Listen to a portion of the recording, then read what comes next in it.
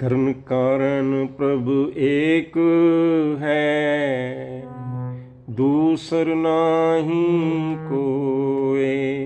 नानक तिस बलिहारणै, जल थल महियल सोए। करण कारण प्रभु एक है, दूसर नाही कोय। नानक तिस बलिहारणै, जल थल महियल सोए। करण करावन करने जोग, जो तिस भावै सोई होग। खिन में थापयो थापण हारा, अंत नहीं किछ परवार। हुक्म धार अधर रहावे, हुक्म उपजै हुक्म समावे। हुक्म ऊंच नीच व्यवहार, हुक्म अनेक रंग प्रकार। कर कर देखें अपनी वड्याई, नानक सब में रहे असमाई। करण करावन करने जोग, जो तिस भावै सोई होग। खिन में थापयो थापण हारा, अंत नहीं किछ पारावारा।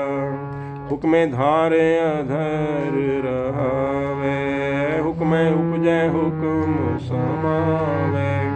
हुक्म ऊंच नीच व्यवहार, हुक्म अनेक रंग प्रकार। कर कर देखें अपनी वड्याई, नानक सब में रहे असमाई। कर कर देखें अपनी वड्याई, नानक सब में रहे असमाई। वाहिगुरु जी का खालसा, वाहिगुरु जी की फतेह। हरि जस गायन करते हुए, प्रभु नाम गुण गायन करते हुए गुरु जी उपदेश करते हैं। करण कारण प्रभ एक है, दूसर नाही कोय। नानक तिस बलिहारणे, जल थल मैयल सोए। करने कराने वाला तो एक कर्ता पुरुष है और कोई नहीं है। नानक तिस बलिहारणे, जल थल मैयल सोए।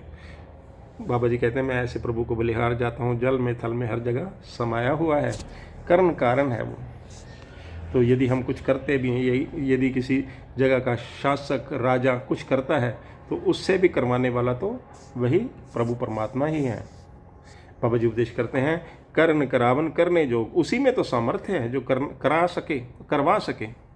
जो तिस भावे सोई होग, उसे जो भाता है ना वही होता है। खिन में थाप उथापन हारा, अंत नहीं किछ पारा वारा। एक क्षण में वो स्थापना भी कर देता है और उत्थापना यानी कि उस जगह से उसको हटा भी देता है।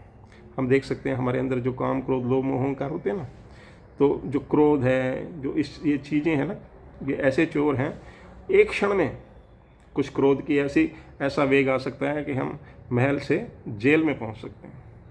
यदि हमारी सृजना होती है, हमें शोभा प्राप्त होती है, तो वो शोभा परमात्मा ले भी सकते हैं और एक क्षण में हो सकता है ऐसा सब कुछ। अंत नहीं कुछ किस पारावार, उसकी शक्ति का कोई अंत पारावार नहीं है। हुक्म धार अदर रहावे, हुक्म उपजे हुक्म समावे।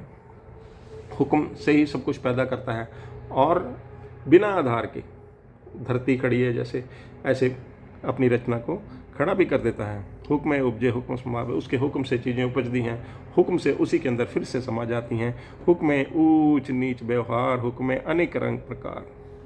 सो जब अपना विस्तार करता है तो कुछ ऊंच में कुछ नीच में ऐसा दिखता है, परंतु होता है वो एकमकार स्वरूप ही। हुक्म ऊंच नीच व्यवहार, हुक्म अनेक रंग प्रकार। अपने आप को अनेक रंगों में, अनेक प्रकारों में प्रभु अपना विस्तार करता है, अपना ही विस्तार करता है। एकमकार रूप ही है सब। कर कर देखिए अपनी वड्याई, नानक सब में रहा समाई। वह स्वयं ही अपनी रचना करता है, स्वयं ही उसकी उस्तत करता है। अब जैसे भगत प्रभु की उस्तत करते हैं, तो प्रभु भगत में भी है। और जिस तरह से हम कहते हैं ना कि वही फूल है, उस फूल को सलाने वाला वही कवि है। तो रचना, रचनहार और रचना को सलाहने वाला, वो सब एक ही स्वरूप है। कर कर देखिए अपनी बड़ाई, नानक सब में रहा समाई, वो सब में समाया हुआ है। ऐसी प्रभु की अश्चर्य लीला है। सो ये ऐसा गुरु जी उपदेश करते हैं। इसी के साथ दास को आज्ञा बख्शें। हुई गलतियों के लिए दास क्षमा का प्रार्थी है और अरदास करें कि ये कीर्तन कथा की श्रृंखला आगे भी ऐसे ही चलती रहे। वाहिगुरु जी का खालसा, वाहिगुरु जी की फतेह।